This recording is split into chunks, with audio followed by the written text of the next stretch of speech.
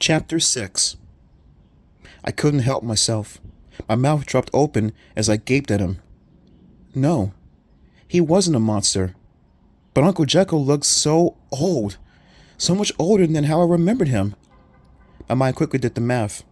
He must be in his early 40s, I figured. But his hair had turned completely white. He had bags under his red-rimmed eyes and deep, craggy wrinkles down his cheeks. His skin was so pale and dried out, no color at all, as if he had been sick for a long time. "Heidi?" he cried out.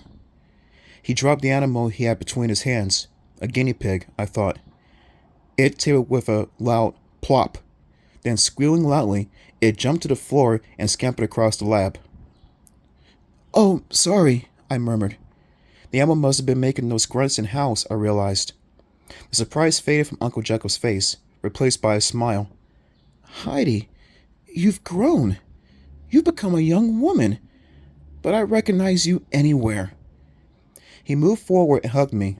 His skin smelled of chemicals. His cheek felt dry and scratchy. When he backed away, his chin was quivering and his pale gray eyes were wet. He looks 100 years old, I thought. What has happened to him? His smile faded. He slapped his forehead. "I was supposed to pick you up," he groaned. "That's okay," I started. "I'm so sorry." He shook his head.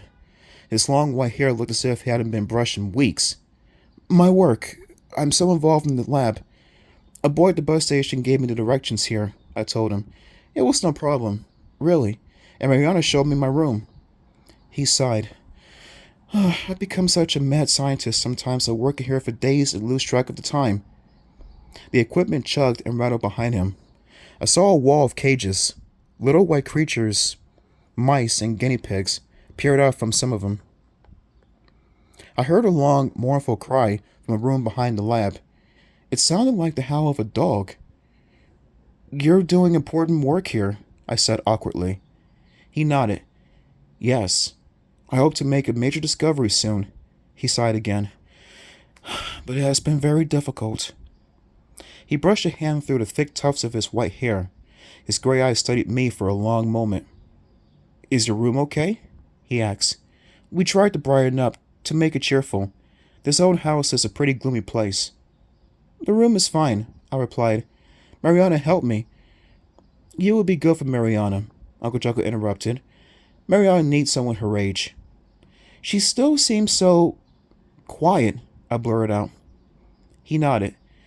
"She is lonely in this big old house with just her crazy father for company. And I spend so much time on my work. I hope you will not feel neglected, Heidi." "No, I'll be fine," I started. "I hope that you and Mariana—" Uncle Jekyll's voice trailed off.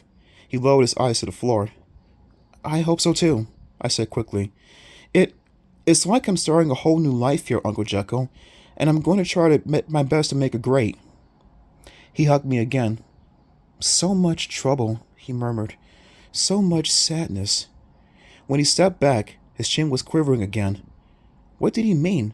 Was he talking about my parents? About the accident? Or did he mean something else? Some other kind of trouble?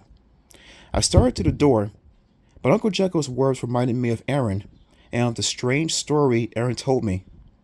I turned back to my uncle. "There is something I wanted to ask you about," I said. Uncle Jekyll returned to the lab table. He raised his eyes from a thick notebook. "What is it, Heidi?" "Well," I hesitated. "This boy I met at the bus station, he lives in the village. I think he was joking with me. You know, teasing the new girl in town, but he told me about a beast." To my shock, Uncle Jekyll's pale, pale face turned a bright tomato red. "No!" he screamed. "No! No!"